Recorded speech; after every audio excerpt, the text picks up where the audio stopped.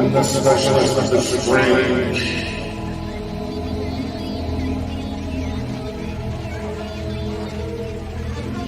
meets the age of darkness.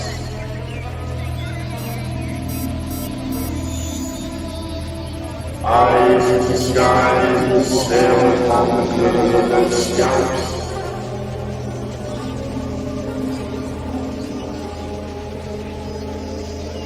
And ponder the insanity that comes from their adventure.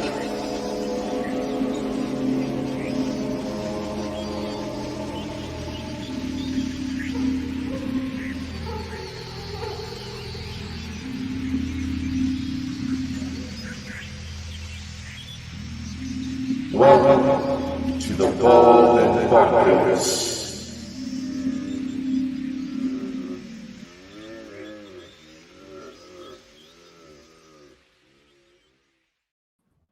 Well, ladies and gentlemen, you can't get over that trailer because that trailer's awesome. Made I know. How am I supposed to top that for the new year, man? I know, but I love that trailer. Listen, guys, we are joined tonight by Cristina Gomez, and I would like to say thank you for coming on the show, Christine. Thank you for inviting me. I'm excited. You think you're excited? We've been so excited that you've coming on. I mean, you're like, oh man, can I watch it?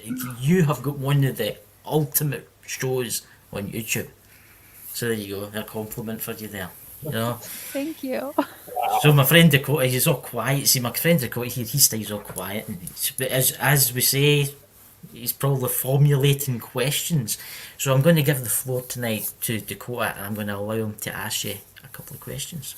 Oh, all right. Well, first of all, you guys, once again, thank you for coming on. You know, like I said, we listening to several of your episodes. You clearly know what you're talking about, which is a huge plus when we're dealing with this type of thing. So you were teasing us before we went on about what got you into this. So what made you dive into this ever so crazy thing that's going on these days? The mad world of YouTube. Could you tell us? UFOs go. It's a big topic, and you know, I was really lucky to be brought up in the topic by my father. He was a ginormous fan of the Twilight Zone, and obviously it's my favorite TV show of all time from the late 1950s or late to the 1960s. It's black and white. You really can't get any better than that. And with that show in particular, what's so special about that one is that at the time, it was talking about very taboo topics. But with that show in particular, it never really gave you a conclusion when the show ended. Instead, it opened your mind to ask all of these questions, like, well, what really happened? What's going to happen next? When now, in today's world, a lot of the TV shows that we watch, a lot of the movies that we watch are kind of like, they all die in the end. The end. And you're like, oh, my heart, like, that's the worst ending ever. But with the Twilight Zone, it wasn't like that. And so that's what really got me started into it. But of course, when you're 5, 6, 7 years old, you're not going to be like, I have all these questions. Let me go to Google and do all of my research. What does this really mean? Of course, you're not there yet. Your brain capacity is not there. And so, as I say, there's a really big difference with being interested in something and then actually going out and doing the research. A lot of us growing up, we read fairy tales. Sometimes we like certain foods, but that doesn't mean that we know how to cook the foods or we actually know how dragons might, like what they eat and how they catch their prey, for example. Okay, we don't know that until we go out, read books, read fairy tales, and try to find out the information. So I feel like the older you get, the more mature you become. You actually want to go ahead and really understand the nuts and bolts of what the heck is going on. So that's a good question.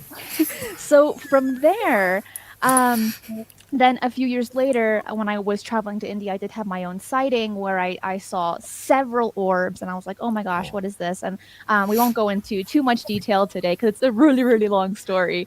But that's really what sparked it. And then I went into college. I moved very, very far away from home.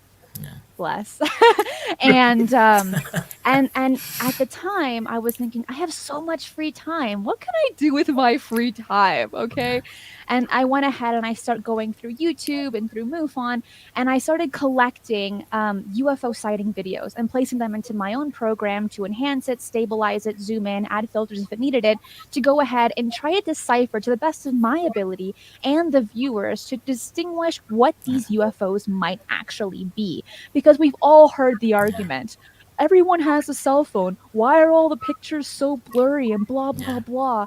And I was getting so exhausted with that argument. I'm just thinking, like, look, I don't have the answer, but I can try to provide you the best information that I have without placing my bias or my opinions on the subject, because that can, as we know, can totally ruin our data. And it can also affect how we communicate that with others. Yes. If we already have a preconceived idea of what it is, we're not going to actually listen to other people and their opinions and their facts. Yes. Instead, we're going to be like, well, it is this because I say it is, because I believe that it is.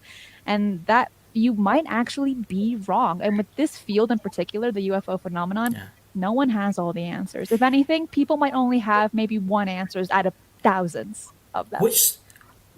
What is your thoughts in the latest UFO revealments from, say, the Pentagon, and what's been getting released? What is your thoughts on that?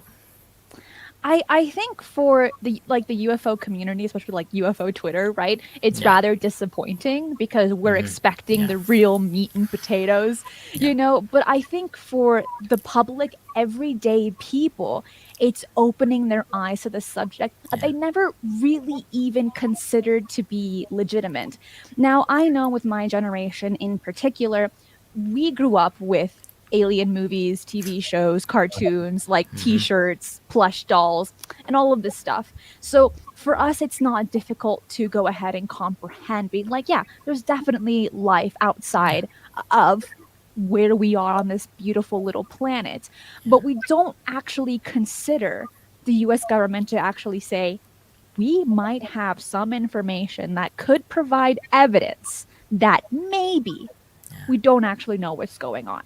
Now, with the Pentagon stating this, they're never going to say, at least in my opinion, they're not going to say, yes, aliens are real. Yeah. They've always been real. They've always been there, this, that, and the other.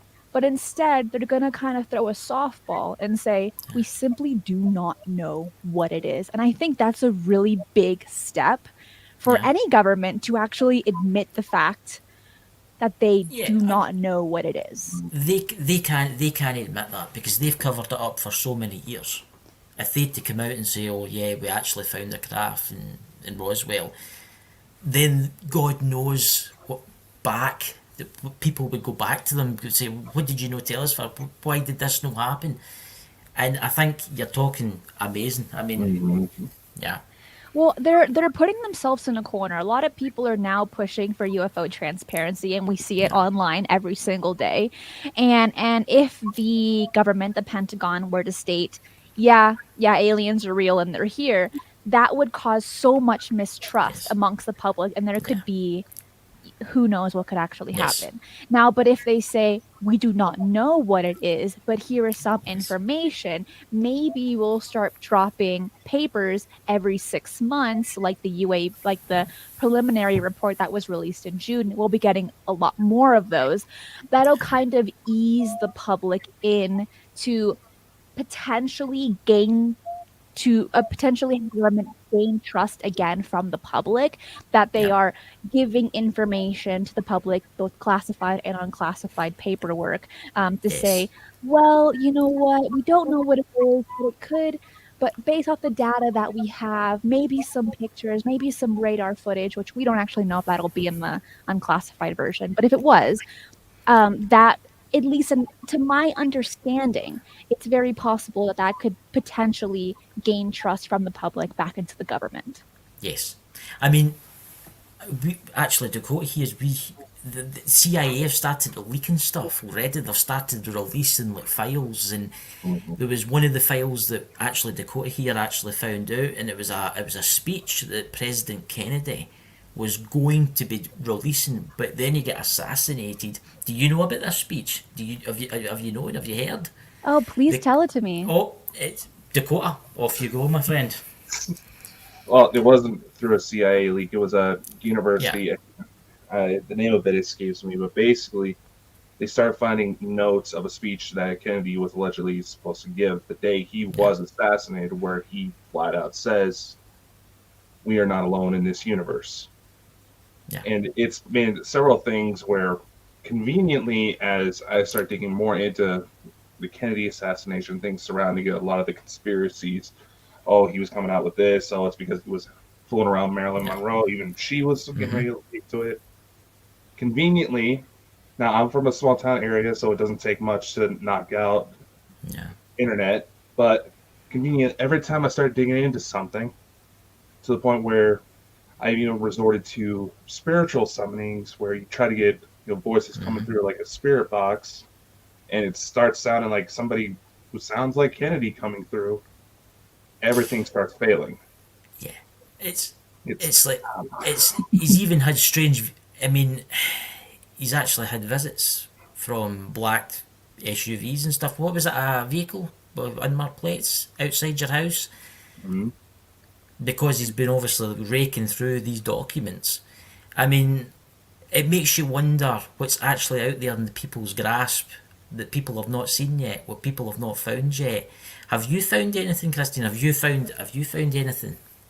Yeah. When it comes to John F. Kennedy, it's not something that I have looked into thoroughly. So the short answer is no. But that would be something interesting to look at. And as we know, there are quite a few presidents that went ahead in a very roundabout way stating either one, when they get elected, that they're going to release the information about UFOs, which is what Trump did, what Bernie Sanders wanted to do, what Marco Rubio wanted to do when he was running as well.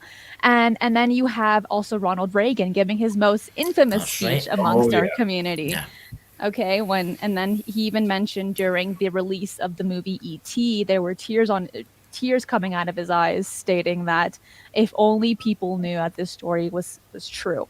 Yeah. And that was paraphrased, okay? Like, that's not exactly what he said, but in a roundabout way. So even though I do not know a lot about Reagan and his push for UFO transparency or UAP transparency now, it's been continuous amongst the United States presidents. Now, when it comes to other presidents around the world or dictators, things of that nature, it would be interesting to see if that was also the case for other countries.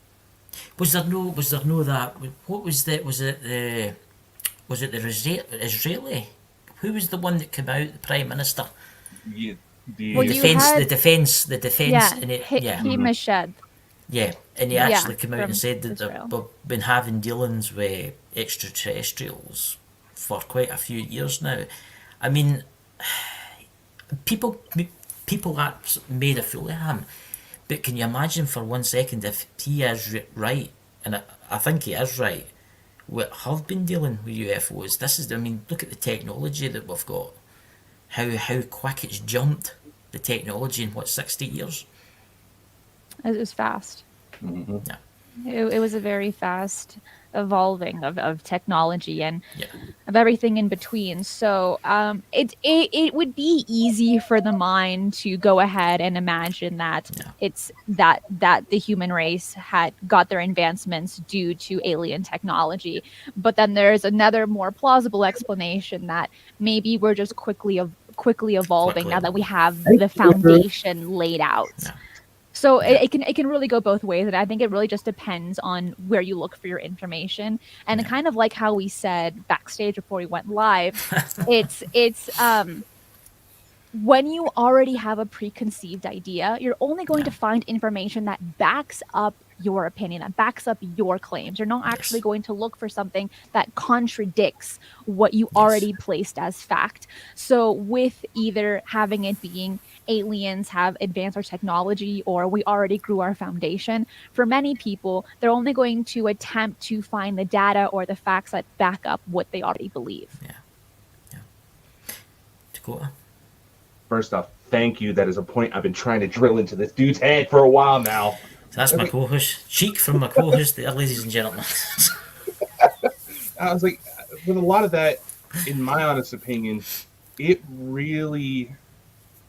almost mocks human potential when people start just assuming that, oh, aliens gave us all this. Like, no, we just have some really intelligent people. Okay, maybe aliens helped out along the way, but human beings are capable of a lot more than what people realize these days. If maybe people stop complaining on Twitter about little things and actually start going out to the world, maybe they see that.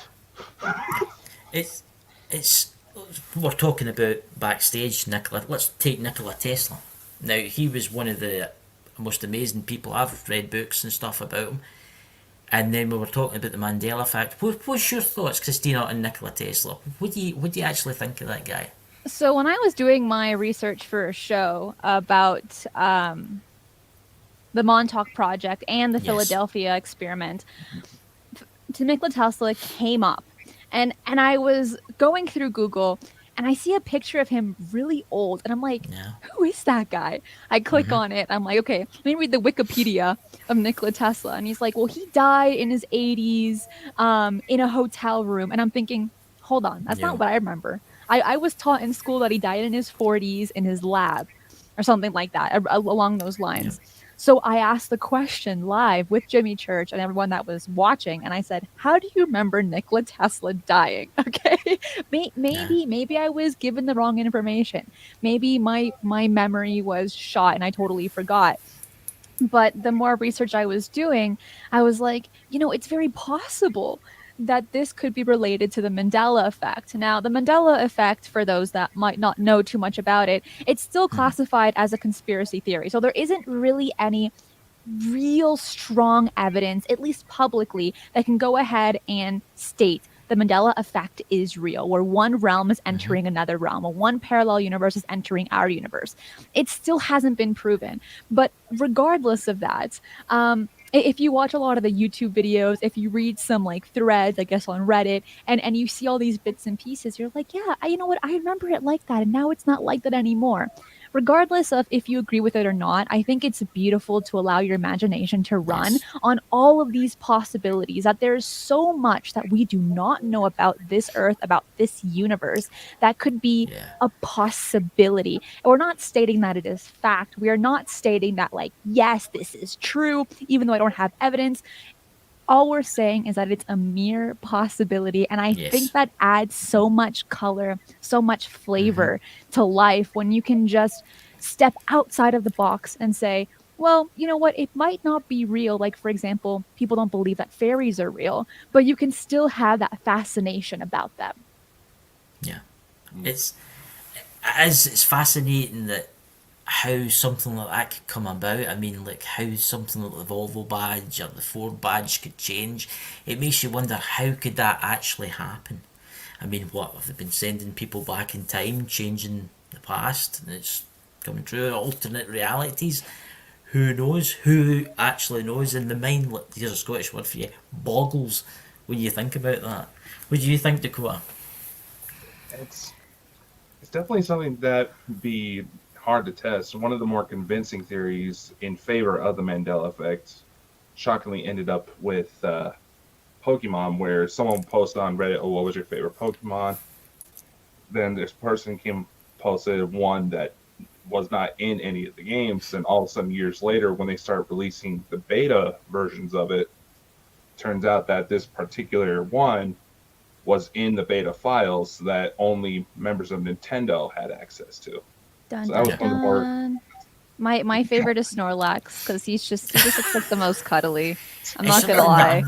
It's something that I've never been one for, you know. But I'm Scottish, so that maybe explains it. I don't know. So Dakota, what amazing question have you got for Christine? Because I can see you there. You can see the wee cogs like ticking over. He's got something he wants to ask you. Well, are you familiar with the CE5 protocols? I've read it. I've seen it, not in real. Well, yeah, I've seen it. So I know about it, but it's not something that I've done personally.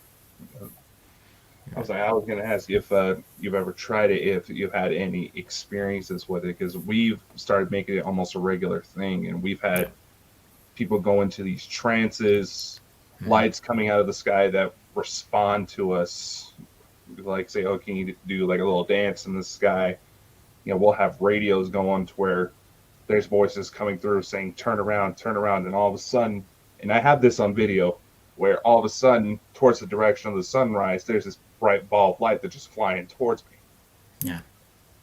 No. It's actually amazing, that app. It's an app, is it Dr. Stephen Greer that's made the app, and obviously he tells you how to like channel them and bring through. But Christine, did you not say backstage you seen a UFO once? I have, but before we go into that, talking about CE5, while I remember this thought, it usually leads me to this specific question.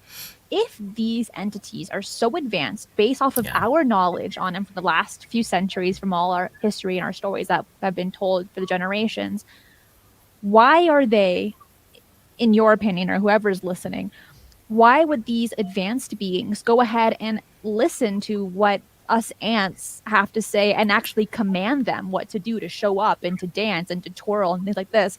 And so I'm like, is that ignorance? Is that egoic to have someone do what we want them to do, like lab rats, when we in fact know that they're a lot more advanced than we could ever perceive? Or is it something else entirely? Are they just trying to open our minds to the possibility, or to the fact, for those that have encountered CE5, that we are not alone in the universe? So it leads me to all of these questions, and I simply cannot find an answer to why, for those that have encountered CE5 and say that it works, how it works, and why.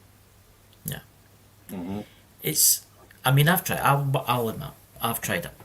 I have tried it. I did it outside one night, way into the hills in the Scottish Highlands, and I tried it.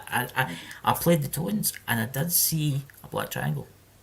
I did see it. I seen it with my own eyes, and I can't explain it to that. I can't explain what it did. It just, I seen it. It was sitting there, and it just disappeared. I don't know. It's maybe. It's like you were talking before, like everybody's got phones and like taking pictures of these UFOs, but you look at the latest iPhones, the latest other phones with the bestest cameras on them. Why is there no much Well, I mean, they're evidence? good for selfies, but they're not good to actually look outside. Oh, yeah. Yes. The vanity is real there. Yes. Yeah. It's like a lot of, as I was talking to Dakota the other night, we were on YouTube and on Facebook and all that. There's loads of images of UFOs, and 99% of them are faked. You can tell straight away that they're faked. But there is the odd few that are real. But as you say, are they here to try and awaken us? I think they are. I think they're here to try and awaken us. Yes, we're ants to them. They're millions of years more advanced. If you think about it, how far away is the nearest habitable planet from Earth? How long it would take us to get there with our current technology? And they can travel. It's, there you go, I'm going to say it again, mind-boggling. It's amazing, in fact, how their technology must work and what it's like. Yeah, if only the public knew how that information, how that technology works, and how it could be used in today's society to take care of our Earth, because as we know, right, and I think, which has been a big argument for a while, is corporate greed, right? If alien technology did come out, and if all those crashes are true that have happened since Roswell onward, even before that, and if the military really did pick up those craft materials, right, and tried to reverse engineer, like what Bob Lazar said he did in S4 next to Area 51, and if that information was given to the public to go ahead and remove fossil fuels to probably prevent poverty, and all of these things that we're struggling with our life today, then there's the argument of saying, well, then there's corporate greed. If we did have that technology, if we did get rid of fossil fuels, if we no longer had poverty or illnesses and sickness and death and all of these things, no one would make any money. No, everyone would be happy among us people, but for those on top, at least allegedly, there would be no profit in it. So it would be best, in their opinion, again, this is from my opinion, but what I'm assuming that they would say was, if it doesn't help them, they're not going to bring it out. They're not going to provide that information to anybody. Yeah. So it's heartbreaking how greed can just make the world go round. It's madness. I mean, you think about it. I'm 40 years old. I can remember when cars were really polluting, really bad, right? And you think about it the way it is now. I mean, that's them. They're trying to leave oil behind, and they're jumping into the electric side of things now. It just doesn't seem to make sense. There was all this money to be made with all this oil that they've found throughout the world, and now they're throwing that away because there's money to be made through lithium batteries and stuff like that. But what people don't realise is lithium batteries are highly toxic and very hard to recycle. And the damage, oh my god, the damage that anywhere where lithium is mined is toxic. And it's money. They're leaving the old technology behind, right? They're taking the oil, putting it away, and now they're going to the batteries. So what's going to be after the batteries, I wonder. The only good thing about old cars back in the day was how strong they were. You can get into a car crash and your car would be fine. Now, if you just hit a bug, right, you get this huge dent. Yeah, I will admit that. We used to have a Volvo. We used to have a Volvo 1989 model. There you go, that's an old one. And this thing was like a tank. Oh, this thing but was it a eats tank. gas like a beast. I mean, 10 miles to the gallon. Oh, no. I mean, that's so bad. Oh, dear. Oh, considering the vehicles today that are hybrids that get like 60, 70 miles to the gallon. My God, the technology, as you say, the technology. Yeah, it's insane. But I mean, again, like if I ever had a kid, I would buy them like a 1990 car so that they get into a car crash, they'll be safe. Everything will be fine. Yeah. When in my day, when I passed my driving test, the cars didn't have airbags. They didn't have electric windows. You had to wind them down. Oh, I didn't know that. I didn't know that was a thing. I mean, I'll tell you guys a secret. I failed my first driving test. Oh, so I passed the second one. I failed my first one and passed my second one.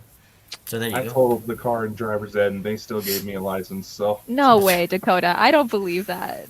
No, I wasn't found at fault, so that's okay. It does make you wonder. Like, see, technology and something, we could clean this planet up. I mean, can you imagine the world? What it would be like if the aliens, like, say the aliens turned up tomorrow and says, right, we're going to give you clean energy, we're going to clean the planet up. As you say, there would be the few that be like billionaires. The billionaire's most fear, someone told me once, a billionaire's most fear is waking up one morning and realising they're not a billionaire anymore. And that's what would happen. So can you tell us a wee bit about your UFO experience? I'm excited, you know. A few years back, I went on a spontaneous trip to India with a group of friends, or like a group of like people, and we were stopping by this one town, and we saw this sadhu, or a holy man, or a guru, right, whatever you want to call him. Yeah. And briefly, we were like, "Hey, what's a really good place we can just go ahead and see some ruins, some temple ruins?" And he's like, "You know what? Let me take you somewhere." And he didn't give us any explanation. So we're like, okay, yeah, I mean, we trust this guy. It's not a big deal. We don't know him, but everything's going to be fine. Everything's going to be fine. So we take a bus for a few miles, or I guess a few kilometers there, right? And then we walked another mile, and we enter this temple, and it's like practically demolished from centuries ago. And he said, and this is going to get interesting, he goes ahead and he's just kind of sitting there. We're all enjoying the temple. We're enjoying the day. Everything is beautiful.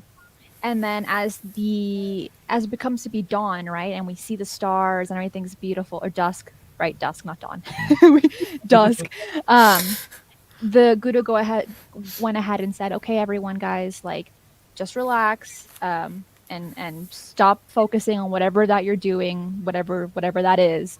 I'm going to go ahead and sit in meditation and just look up in the sky, and you just enjoy yourself.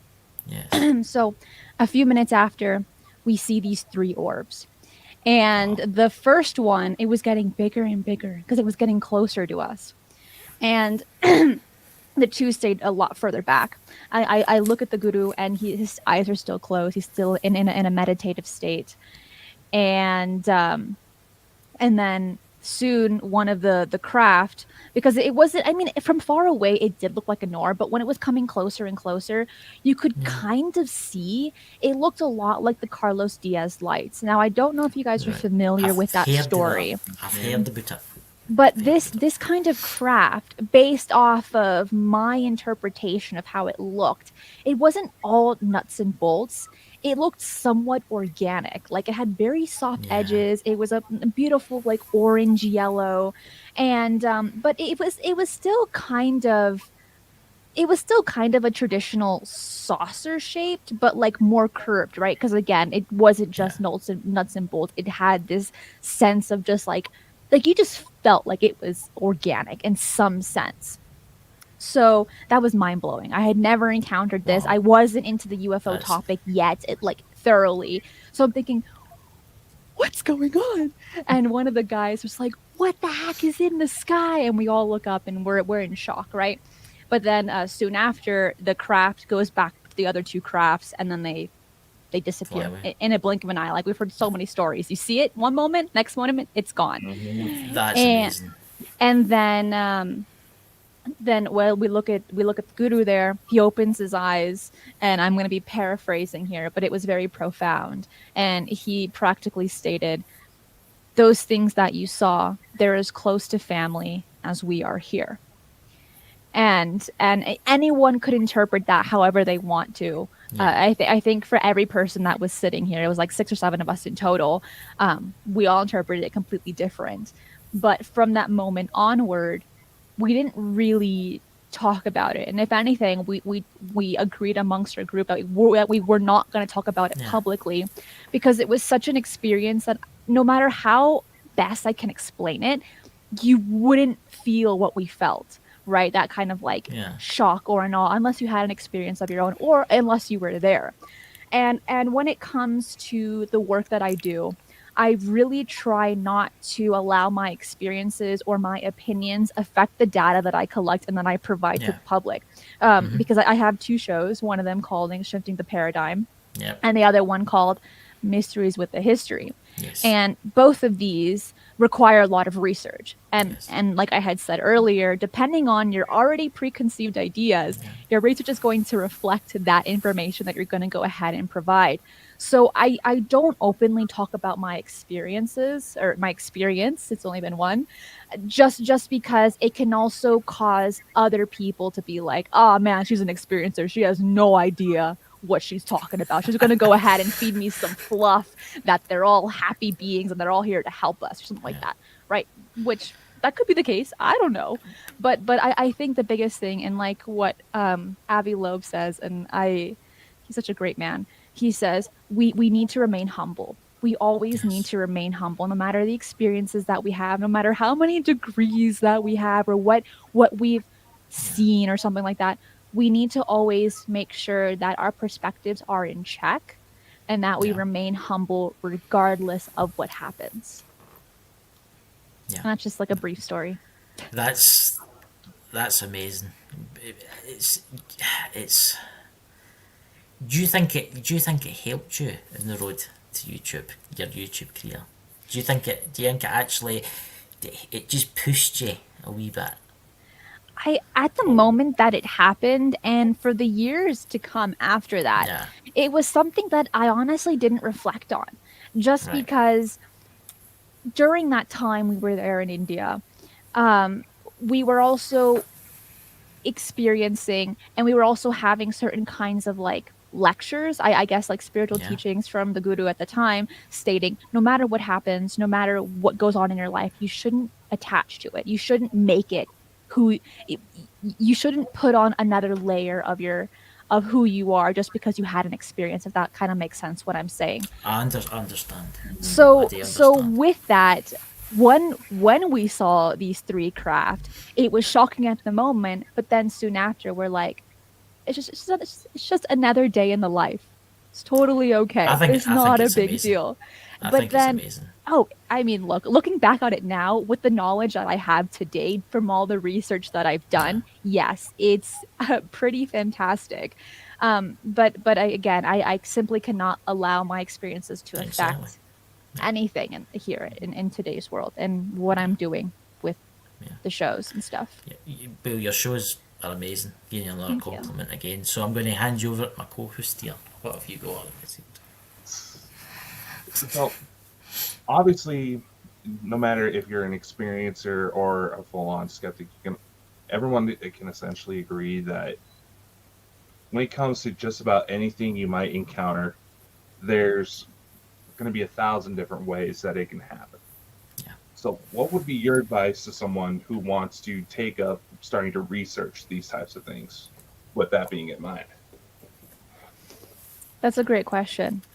And something that I would have to say to those that are just jumping into the subject, like right off the bat, would be do not believe everything you read Exactly. or everything that people tell you on YouTube. Because even though Yeah. we might think that YouTubers are experts, they're not experts, myself included. I'm no expert. I am learning every single day with my audience and with those that I speak to.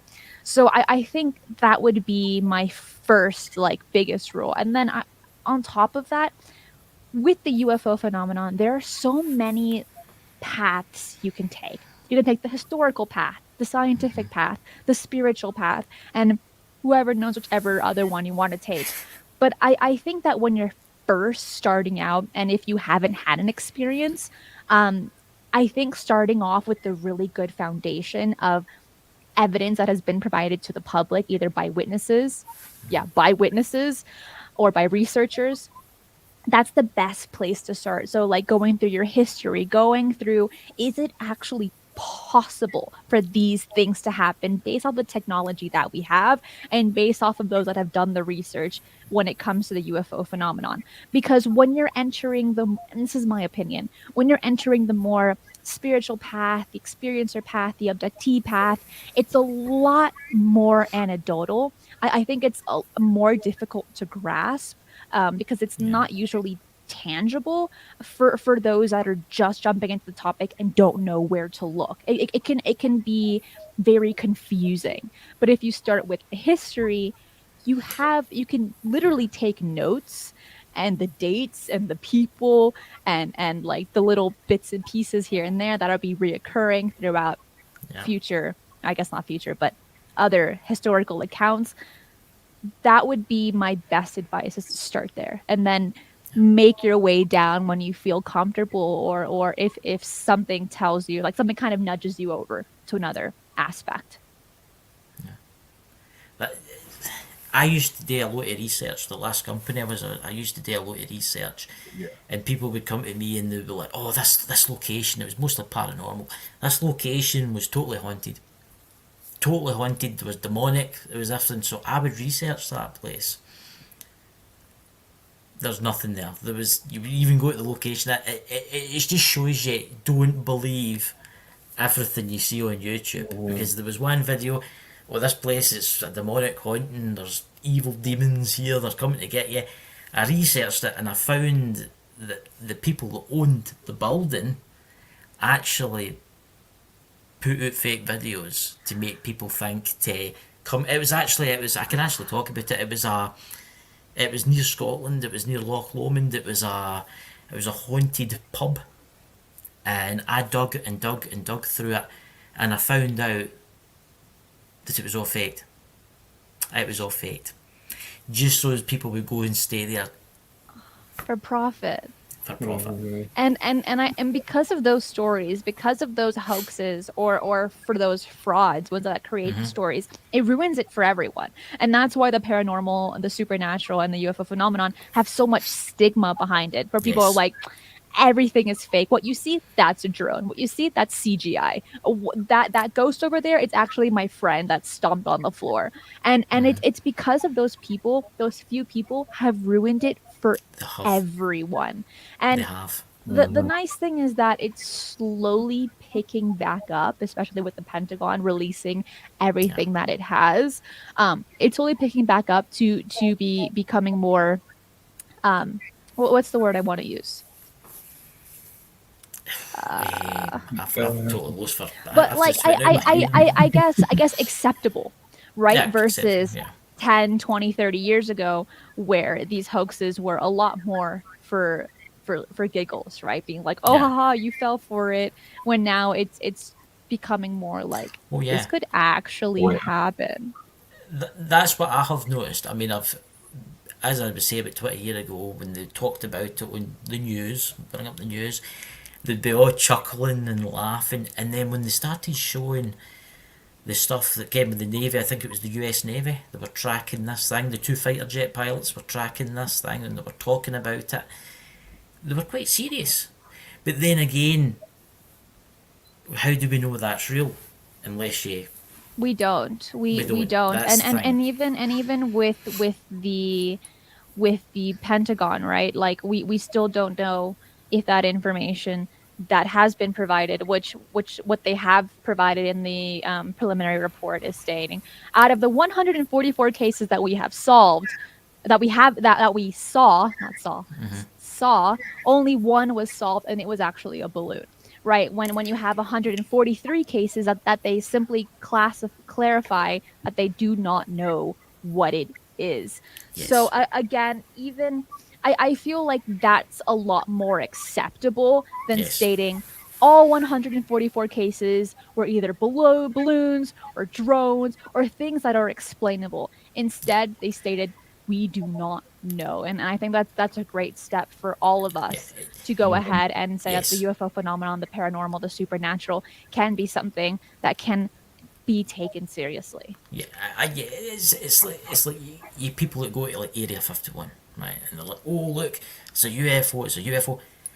That could be a US military black budget secret spy plane that they've built, right? That's what I mean. That's where the stealth bomber was built, and all the other ones were built, and they were all thought to be UFOs, and they all turned out to be secret weapons. I do think some of it is real, but some of it, a lot of it is faked. I do think a lot of it is faked. Just for YouTube purposes and, well, secret technology. Dakota. And we don't know it. And I think that's probably the hardest part about being a part of the UFO phenomenon is it's very difficult to decipher what is true and what is not true, or what is black projects. We don't know. Exactly. Now, here's one example that I give people. It's like, I normally wouldn't go too far into certain UFO reports because I'm in Idaho. There's a lot of Air Force bases here. They're always flying projects. In fact, a few months back, they were running drills at one of the bases here. And I know this because I have a lot of family contacts in local law enforcement, and they know I do this type of thing. A lot of people were calling in swearing up and down that when they were, because they would see all these lights in the sky and helicopters dropping bombs, that War of the Worlds was happening. Yeah. I was just like, no, they're running drills, and local news media didn't put out the press notice to tell people don't freak out when you hear things exploding. That's literally what happened. But there's still so much there, and I honestly think that where a lot more of the reports coming out, especially recent days, are getting harder to fully say it's faked or misinterpreted in some way. I have to agree with you on that, and I think it's so important for those that have the information. For example, it's unfortunate that the media didn't go ahead and clarify that there were going to be testings at the time, because that can lead to so much misinterpretation of what's going on, and that can be so much more deadly knowing a lie than knowing the truth. Exactly. it's been a great interview tonight, hasn't it, Dakota? It's Oh, been yes. it's been absolutely amazing. Christina, thank you for coming on the show. It's been really good. Can you tell us where to find some of your channels? Well, first of all, thank you so much for having me on, guys. It's been an absolute blast. Well, first off, it's a lot easier. I have a Beacons page, which links all of my social media on there, which is a lot like Linktree, but I think Beacons page is just better. but there you can find everything. My website is paradigmshifts.blog, and then my Twitter is eyes_on_the skies, where I place a lot of my updates of what's coming on. So a lot of good shows are happening right now. I am a part of the KUNX radio talk radio show on Tuesdays. For when this airs, Tuesday I had Ross Coulthart, an Australian journalist, and that was fantastic. And then on Thursdays I have Mysteries with the History, where I cover usually things that fall under the UFO and the paranormal, the UFO, paranormal, and supernatural topics that we still can't decipher if they're true or not. But for those that are just jumping into the topic, it's so important to go ahead and just be exposed to it so that you can come up with your own conclusions on what you believe could actually be. And then on Fridays, I'm a part of the Debrief Media. So there I post news roundups every single Friday. Yeah, I must admit your channel is awfully good, because I was listening to one. It was the Montauk boys you were talking about, and I found that so fascinating. It was just so fascinating, and it's of course your co-host was telling us how to cook noodles or something like that in his microwave, which I found very interesting. And someone called it prison food. You got ramen, you got chili. I'm like, that does not sound good. But I couldn't tell him that. So I'm just like, I was sitting with my earphones on, and I was sitting researching, because I forgot to do a show for Christmas and that, and I was researching Krampus actually, and he started talking about his noodles and his ramen noodles, and I was like, that sounds quite good. That's Well, the reason is because Jimmy Church from Fade to Black, we talk about ramen a lot, because that's what I eat. Especially for those that have been in college or that are in college, you know what it's like living on a budget, right? And ramen only cost me 30 cents, and it tastes so good. Like, I love ramen. So him and I always talk about it. And when he finally brought it up that he puts chili on his ramen, I'm thinking, cool. Like, that's great. Yeah. I found it really good show. Plus I got a recipe. He should actually think of bringing his own cookery program. I better not give ideas. Oh my god! No, honestly, thank you so much for coming on our show. Honestly, thank you for having me. Yeah. Dakota. Oh yes, it's been a great show. Try to get you back on sometime again, because there's obviously so much to this that we can cover that an hour just does not just do justice. It doesn't. It's. I know all about it. I do. Yeah. I'm looking forward to your show tonight. Better be watching it. Listening. Oh yes. Yeah. Thank you so much. Catch you later, guys. Bye. See you. Bye.